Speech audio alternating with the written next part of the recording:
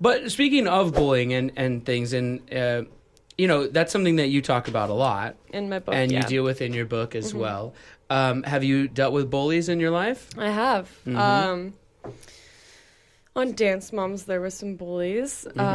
Just, and obviously, like, on social media, there's so many haters online nowadays. Well, How do you deal with it?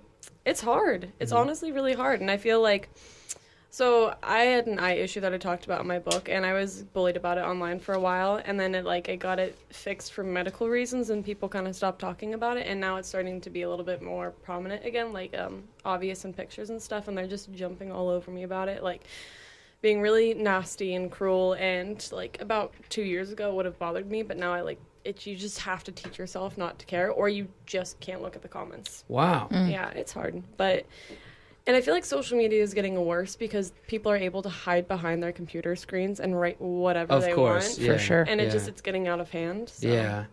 Yeah.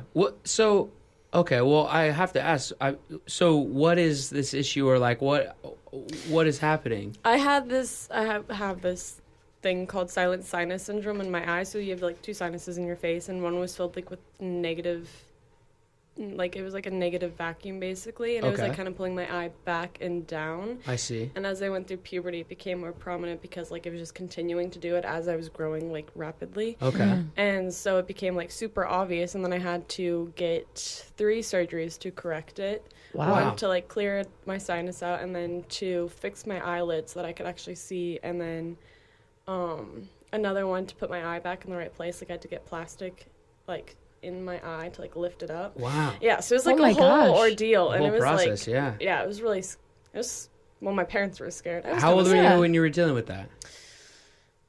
How old was I? I think I was like 13, 14 when it first started. Like because my mom like noticed it. Like it was getting more noticeable as I got older. Sure. And she was like, I wonder if this is like a serious thing. So she took me to the doctor, and they like didn't know what it was because it's really rare disease.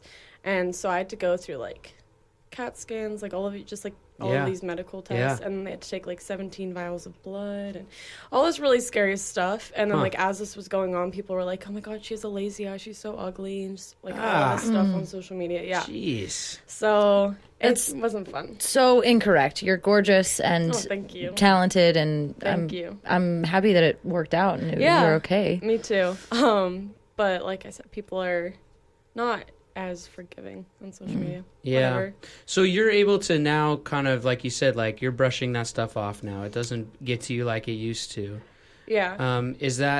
What advice do you have for someone who's listening out there who is dealing with their own bullies on social media and things? I mean, it's easy to just say like, oh, just ignore it or brush it off. But really, like, can you get into that a little bit more, or give them some practical advice on how they should be handling and what they should do? Well, I don't know if it's going to work for everyone, but for me, I think it's kind of understanding, like it takes a long time to understand, but like just coming to the conclusion that like people who are doing that kind of stuff are insecure or going through their own things, or maybe even just sad. I don't know. You have to kind of like put it in perspective, and then you have to. For a while, I was, like, listening to everything they were saying, and I started to think really negatively about myself. And I think a lot of people start to do that. They start to believe what they're saying. You have to kind of, like, just go through the process of, this is going to sound cliche, but, like appreciating yourself again, and, like, not listening to that, and, like, kind of, like, rewinding everything that they said, and basically just, like, I don't know, loving yourself again. Yeah, absolutely. And for me, with like social media, when I was younger, I used to like read that stuff, and I used to be able to like not believe it just because I think like I was younger, like I didn't really care. And then as I got older, I was reading it, and I started to, like, it really started to affect me. Starts to affect you. Yeah.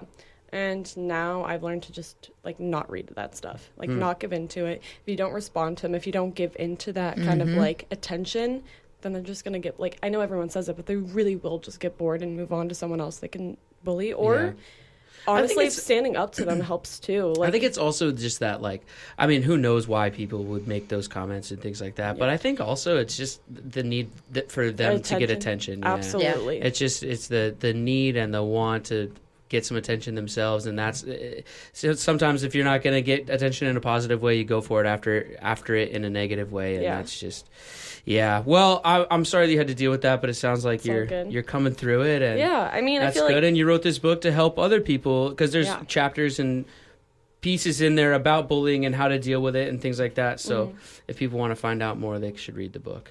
Check it out, guys. Yeah.